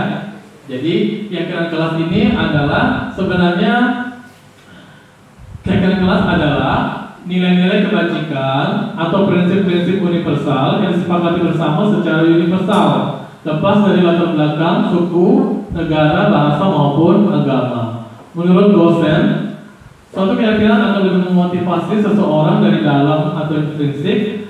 Seseorang akan lebih bersemangat untuk menjalankan keyakinannya daripada hanya sekedar mengikuti serangkaian peraturan. Nah, gitu ya. Jadi sebenarnya keyakinan kelas sama peraturan kelas itu hampir sama sebenarnya. Beda-beda tipis. Cuma bedanya kalau peraturan kelas itu dibuat dari luar, dari guru misalnya, dari guru BK misalnya, membuat peraturan seperti ini, dilarang itu. Nah, untuk keyakinan kelas itu dibuat oleh siswa sendiri. Jadi peraturan kelas itu dari sekolah, kemudian kita terapkan di kelas. Nah, untuk keyakinan kelas, siswa sendiri yang membuat aturannya, kemudian siswa yang memberikan kesepakatan kelasnya atau konsekuensinya seperti apa. Kemudian siswa sendiri yang akan bertanggung jawab untuk menjalankan keyakinan kelas tersebut. Mengapa keyakinan kelas tidak peraturan kelas? Nah, ini bisa kita lihat dari ilustrasi seperti ini. Mengapa kita memiliki peraturan tentang penggunaan helm pada saat mengendarai kendaraan roda 2 atau motor? Kemudian mengapa kita memiliki peraturan tentang penggunaan masker dan mencuci tangan setiap saat? Nah, sebenarnya itu adalah yang dua ilustrasi ini adalah suatu peraturan sebenarnya, ya kan? Suatu peraturan yang dibuat oleh pemerintah, terutama bagian mungkin lalu lintas ya, biar kita juga merasa aman di perjalanan, ya kan? Itu untuk penggunaan helm. Kalau untuk masker, ya mungkin biar kita lebih sehat lagi. Nah, dari peraturan-peraturan ini bisa menjadi keyakinan kelas kalau kita meyakini bahwa dua peraturan ini adalah sesuatu yang baik dan bermanfaat bagi diri kita. Nah, maka dari itu dari peraturan kelas kita ubah menjadi keyakinan kelas. Karena kalau misalnya peraturan kelas itu kan peraturan itu kan kadang biasa dilanggar gitu ya. Nah, kalau keyakinan kelas itu tidak kemungkinan dilanggar itu ada, tapi dia tahu akan solusi atau konsekuensi yang akan mereka dapatkan dari pelanggaran dari keyakinan kelas tersebut, karena mereka sendiri yang membuat konsekuensinya. Bagaimana pembentukan keyakinan kelas? Mungkin ini buat informasi bagi Bapak Ibu yang baru mau belajar membuat keyakinan kelas ya. Oke, yang pertama adalah lebih abstrak daripada peraturan. Jadi kalau misalnya peraturan itu kan sudah jelas, misalnya peraturan kita kalau di sekolah ini misalnya dilarang terlambat. Kalau abstrak itu kan otomatis misalnya kata-katanya tepat waktu. Nah, tepat waktu itu kan Iya, ditentukan waktunya. Jadi kata-kata tepat waktu itu bisa diterapkan dalam kata-kata di keyakinan kelas. Sedikit saja biar mudah diingat, sedikit saja biar mudah diingat. Nah, ini tidak sama dengan peraturan sekolah. Misalnya buku saku, kita kadang punya buku saku ya di sekolah ya, yang berisi tentang peraturan sekolah yang banyak banget itu isi-isinya dan sanksinya dan poin-poinnya mungkin ya. Nah, untuk keyakinan kelas ini kita tidak perlu banyak-banyak, jadi sedikit saja. Tapi itu adalah hasil dari keyakinan atau aturan-aturan yang dibuat di kelas tersebut. Nah, untuk supaya keyakinan kelas itu sedikit, maka kita harus mengelompokkan keyakinan kelas atau aturan-aturan kelas yang sekiranya memiliki makna yang sama. Nah, misalnya yang pertama, misalnya buanglah sampah pada tempatnya misalnya. Kemudian ada lagi keyakinan kelas lagi dari siswa berikutnya, misalnya periksa laci kalian masing-masing. Periksa laci kalian masing-masing. Itu kan sebenarnya intinya adalah menjaga kebersihan. Jadi dari dua itu bisa kita simpulkan menjadi satu kalimat saja, yaitu menjaga kebersihan. Kemudian berupa pernyataan universal. Universal itu berarti bersifat umum. Jadi kata-kata itu berlaku untuk semua siswa yang ada di sekolah, di kelas tersebut. Kemudian dibuat dalam bentuk positif. Bentuk kata-kata positif tahu ya Bapak Ibu ya. Jadi tidak ada kata-kata dilarang atau tidak ada kata-kata tidak boleh. Dalam keyakinan kelas itu tidak boleh ada kata-kata yang negatif, harus kata-kata positif. Misalnya seperti tadi dilarang membuang sampah sembarangan misalnya. Iya, betul. Jadi dilarang membuang sampah sembarangan itu kan kata-kata negatif ya. Jadi diganti menjadi kata-kata positif, yaitu buanglah sampah pada tempatnya. Nah, seperti itu. Atau misalnya dilarang datang terlambat.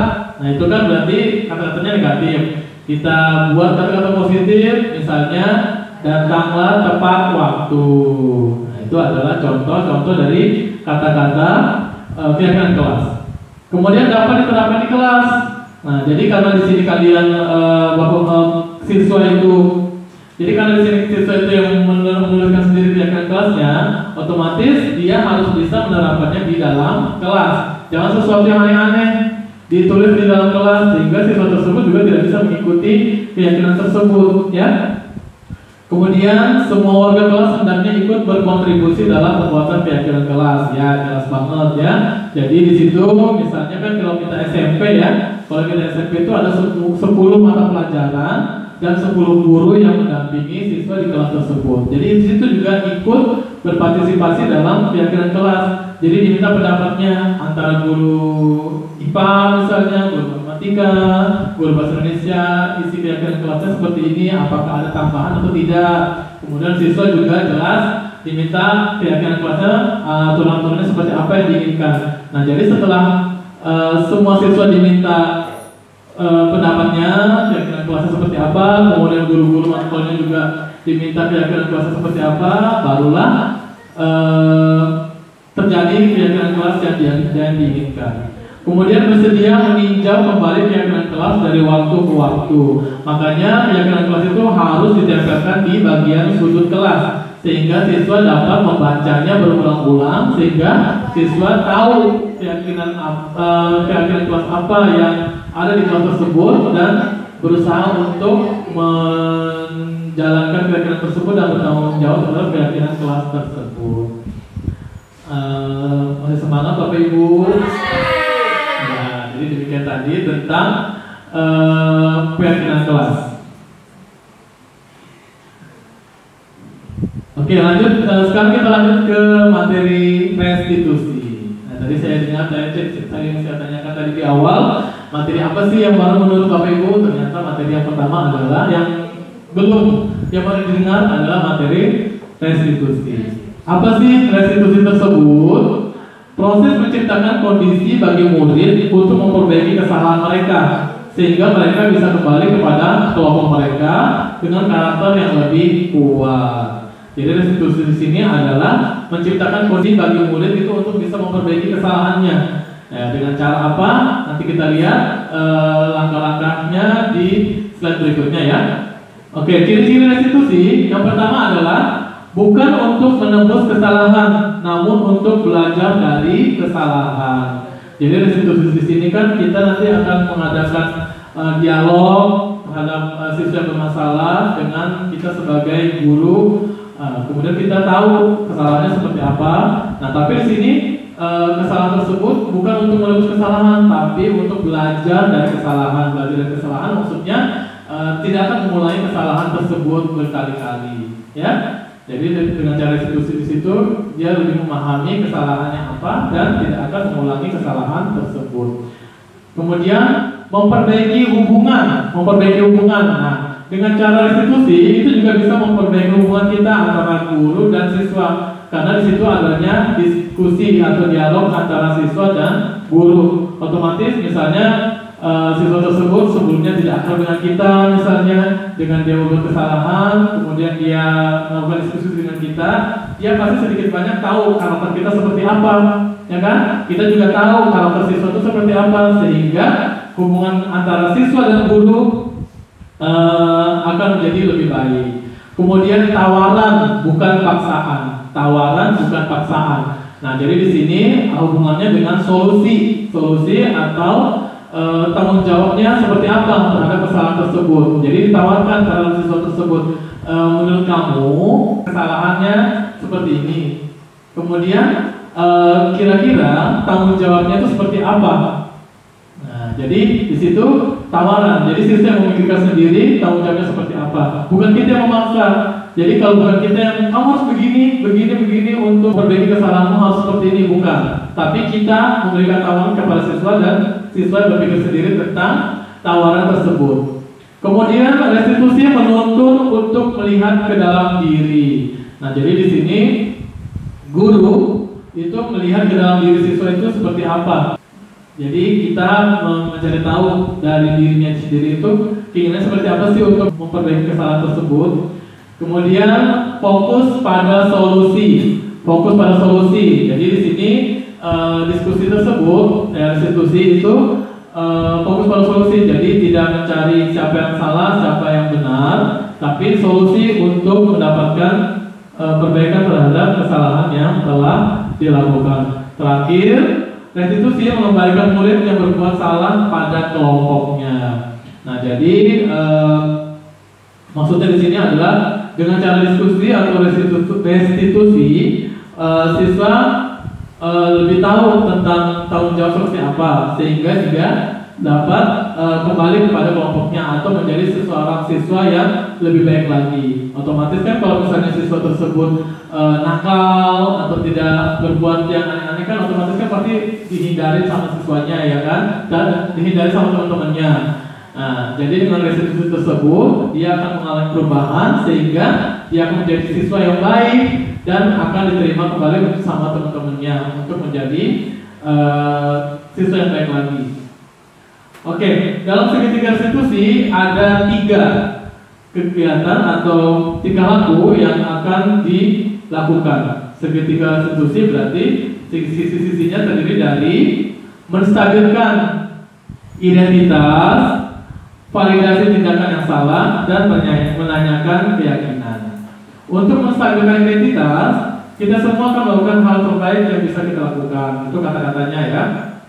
Kemudian validasi tindakan yang salah, semua perilaku memiliki alasan. Jadi kita di sini untuk validasi tindakan yang salah, kita di sini mencari tahu alasan dia berbuat seperti kesalahan tersebut apa gitu ya. Nah, kemudian menanyakan keyakinan. Menanyakan keyakinan di sini adalah mencari tahu solusinya apa, kemudian tanggung jawabnya seperti apa untuk menyelesaikan masalah tersebut. Tahapan segitiga restitusi yaitu yang pertama menstabilkan identitas. Berbuat salah itu tidak apa-apa. Tidak ada manusia yang sempurna. Saya juga pernah melakukan kesalahan seperti itu. Kita bisa menyelesaikan ini. Bapak Ibu tidak tertarik mencari siapa yang salah, tapi Bapak Ibu ingin mencari solusi dari permasalahan ini. Kamu berhak merasa begitu. Itu adalah kata-kata atau kalimat yang keluar ketika kita ingin menstabilkan identitas. Jadi kita buat supaya siswa itu merasa nyaman, Jadi dia mau mendengarkan, mau mengeluarkan pendapatnya, kita buat dulu kondisinya itu menjadi stabil, gitu ya. Kemudian angka kedua adalah validasi tindakan yang salah. Padahal kamu bisa melakukan yang lebih buruk dari ini ya. Kamu pasti punya alasan mengapa melakukan hal itu. Kamu patut bangga pada dirimu sendiri karena kamu telah melindungi sesuatu yang penting buatmu. Nah, itu adalah kata-kata untuk pada tahapan validasi tindakan yang salah. Jadi di sini guru mencari tahu alasan dia berbuat kesalahan tersebut apa. Kemudian yang terakhir adalah menanyakan keyakinan. Nah, disinilah kita tempat untuk mencarikan solusi. Kemudian solusi seperti apa yang yang terbaik buat siswa untuk menyelesaikan masalahnya. Apa yang kita percaya sebagai kelas atau keluarga? Apa nilai-nilai umum yang kita telah sepakati? Apa bayangan kita tentang kelas yang ideal? Kamu mau jadi orang seperti apa? Nah, disinilah pertanyaan-pertanyaan tentang keyakinan kelas yang telah dia langgar, kemudian keyakinan kelas solusi atau penyelesaian dari masalah yang dia perbuat, kemudian tanggung jawab apa yang akan dia lakukan untuk menyelesaikan masalah tersebut. Baik, demikian tadi pemaparan saya tentang budaya positif, salah satu pemenuhan tugas dari guru penggerak dari modul 1.4. Terima kasih. Saya kembalikan ke moderator.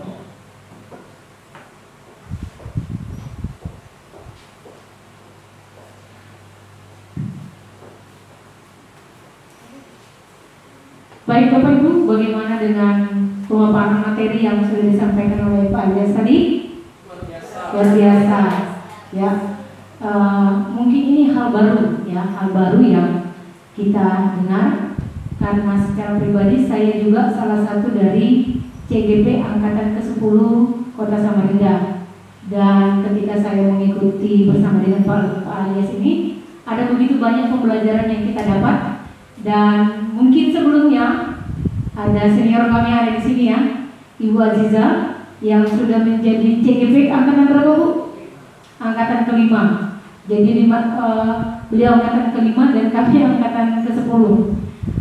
Sebelum kita menutup acara pada siang hari ini, kami berikan kesempatan kepada Bu Aziza untuk sedikit menyampaikan kesan dan pesan Ibu selama mengikuti CGP angkatan ke-5. Waktu dan tempat kami persilakan.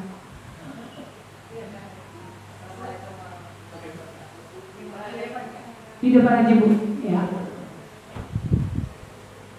Kalau di kampus dia junior saya, kalau di CGP kakak tingkat. Ya, Assalamualaikum warahmatullahi wabarakatuh. Jadi kalau di kampus masa mahasiswa baru dulu yang teriak-teriaki saya itu Bu Permin. Ayo lagi, sekarang. Ya Allah, itu betul-betul masuk ke rekaman saya. Makanya pas ketemu mereka senior. Ya Allah, jadi di grup penggeraknya alhamdulillah banyak hal baru yang didapatkan. Pesan saya buat Pak Alias, Bu Permin semangat. Pokoknya mumpung ada kesempatan belajar sebaik-baiknya dan jangan lupa berbagi dengan teman-teman. Kalau kalau ilmu sebetulnya Bapak Ibu saya yakin sudah praktekkan itu semua. Karena sebetulnya kayak berbagi disiplin positif apa segala itu sudah dari zaman dulu kan sudah kita kerjakan. Hanya mungkin bahasanya ya Pak ya, bahasa-bahasa sekarang itu banyak bahasa yang bahasa saya bukan bahasa Indonesia ya, atau dari mana. Ibaratnya kayak restitusi itu. Saya tuh pernah mendengar apa itu. Ternyata kita tuh nanya anak, mengorek-ngorek kesalahannya di mana, terus kenapa kesalahan itu terjadi, terus solusinya apa. Jadi semua dari anak itu, itu Kak, ternyata restitusi. Pikir saya itu bahasa apa gitu. Hanya bahasa-bahasa sekarang ya Pak ya, yang dibuat agak-agak galau gitu. Makanya kalau yang ibaratnya soal saya yakin Bapak Ibu semua sudah paham itu, sudah sering melaksanakan. Insyaallah. Itu saja, mudah-mudahan sukses selalu semuanya. Pak Alias, Bu Permin, Bapak Ibu semua juga walaupun bukan grup penggerak, insya Allah saya yakin luar biasa gerakannya. Ya Pak ya. Awalnya bersih ya. Itu saja saya alhamdulillah lancar. Ya Pak ya. Mantap. Itu nanti biar kita nge-like YouTube-nya. Jadi walaupun bukan guru penggerak, saya yakin Bapak Ibu semua mungkin sudah punya YouTube masing-masing juga. Jadi dari sekarang aja diaktifkan, di-share, nggak mesti pembelajaran atau hal-hal yang berbau pendidikan, hal pribadi pun nggak masalah ya Pak ya. Selama itu hal-hal positif bisa dibagi aja. Ya semangat, walaupun sudah siang ya Pak ya, tetap selamat pagi. Jadi itu aja, makasih. Assalamualaikum warahmatullahi wabarakatuh.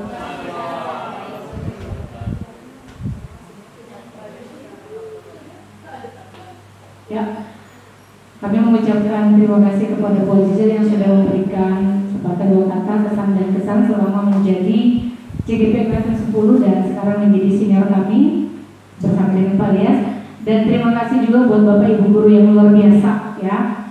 Kalau permintaan itu hanya 50 menit, ternyata saya cek tadi sudah 1 jam 30 menit. Luar biasa, masih bertahan sampai di sini.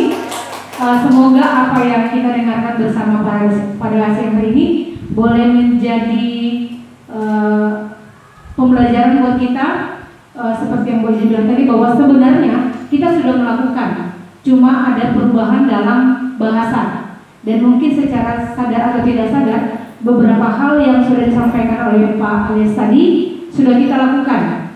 Cuma tadi beda bahasa, ya. Saya berharap dengan pemaparan materi yang sudah disampaikan Pak Alias, kita lebih lagi terbuka pikiran kita tentang seperti apa sih kurikulum merdeka, ya, dan bagaimana kurikulum merdeka itu dilaksanakan.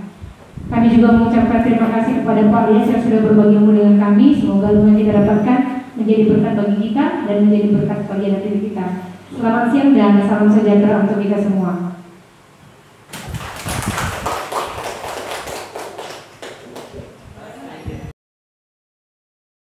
Assalamualaikum warahmatullahi wabarakatuh.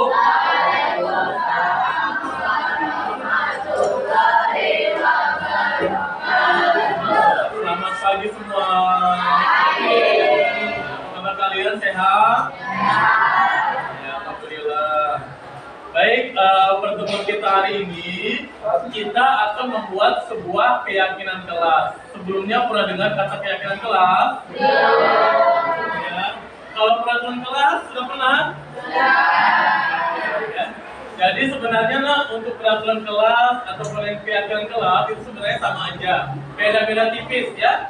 Perbedaannya kalau misalnya peraturan kelas itu kan dibuat oleh sekolah, ya kan?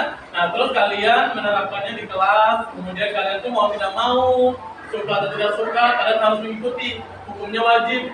Peraturan kelas diikutin, hukumnya wajib ya. Nah untuk keyakinan kelas itu kalian yang membuat sendiri, kemudian kalian yang menyepakati sendiri, kemudian kalian yang bertanggung jawab sendiri untuk melaksanakan keyakinan kelas tersebut. Dimana nanti keyakinan kelas tersebut nanti kalian harus mengikutinya. Kalau misalnya melanggar, nanti kalian harus tahu sendiri konsekuensinya seperti apa. Ya. Kemudian perbedaan yang kedua adalah kata-katanya atau kalimat-kalimat yang ada pada keyakinan kelas. Kalau misalnya peraturan kelas itu ada banyak kata-kata tidak boleh, dilarang ini, dilarang itu, tidak boleh ini, tidak boleh itu. Nah, untuk keyakinan kelas, kata-katanya tidak boleh menggunakan kata-kata dilarang atau tidak boleh. Karena kata-kata dilarang atau tidak boleh itu adalah kata-kata negatif. Nah, jadi untuk keyakinan kelas, kita rubah kata-kata negatif itu menjadi kata-kata atau kalimat yang positif. Nah, saya punya post-it. Nah, post-it ini kalian tulis nama kalian, kemudian tulis satu kalimat yang menurut kalian aturan ini sangat penting sekali diterapkan di kelas kalian.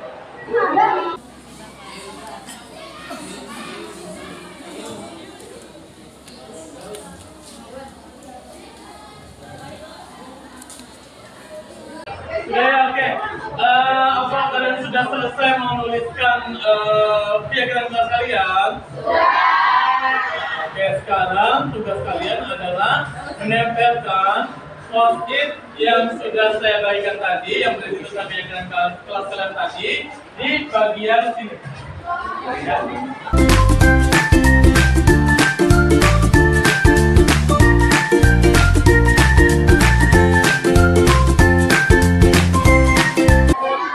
Semua ya? Ini adalah keyakinan kelas kelas kalian yang ada di impian kalian atau harapan kalian, ya. Oke, jadi di sini kan sudah ada beberapa macam keyakinan kelas.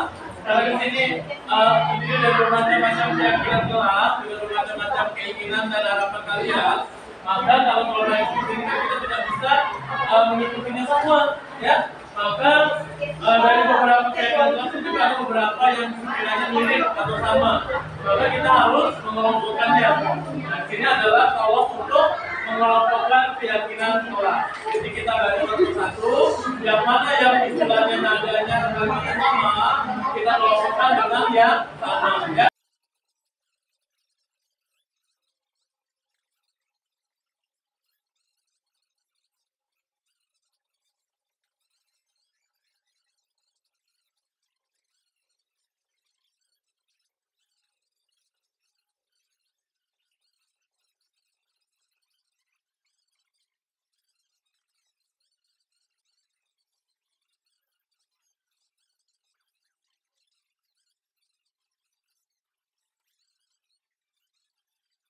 Yang awalnya mirip sehingga bisa mengelompokkannya, ya. Nah, di sini kita sudah berhasil mengelompokkan menjadi 3 nilai-nilai kebajikan, ya. Yang pertama adalah menjaga kebersihan, yang kedua menjaga ketertiban, dan yang ketiga adalah saling menghargai. Untuk saling menghargai itu berarti antara guru dan teman-teman, hubungannya dengan guru dan teman-teman, ya. Oke, jadi di sini kita bisa menulis kesepakatan kelas menjadi 3 bagian, yaitu menjaga kebersihan, menjaga ketertiban, dan saling menghargai, ya.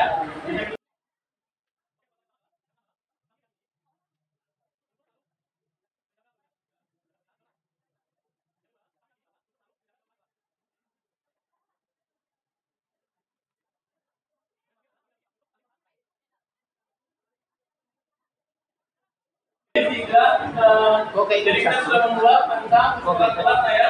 Kalian harus menjalankan keyakinan kelas ini untuk mendapatkan suasana kelas yang kalian inginkan, ya. Nah, sebagai bukti kalau kalian menyepakati kelas ini, menyepakati keyakinan kelas ini, saya minta kalian maju untuk memberikan tanda tangan di bagian bawah ini, ya.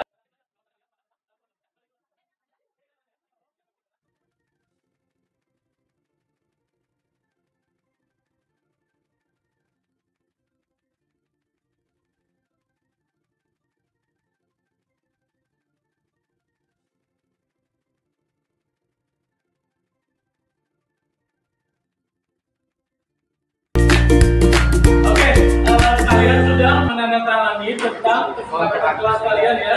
Berarti kalian dengan kata lain setuju dengan kesepakatan kelas yang telah kalian buat, ya. Jadi harapannya itu kalian harus bisa menjalankan dan bertanggung jawab dengan kesepakatan kelas yang telah kalian buat, ya. Terima kasih anak-anak karena hari ini kita sudah berhasil membuat suatu keyakinan kelas. Oke, semoga dengan keyakinan kelas yang telah kita buat ini akan membuat suasana kelas menjadi nyaman dan kalian pun belajar menjadi lebih menyenangkan dan lebih kondusif lagi belajarnya, ya.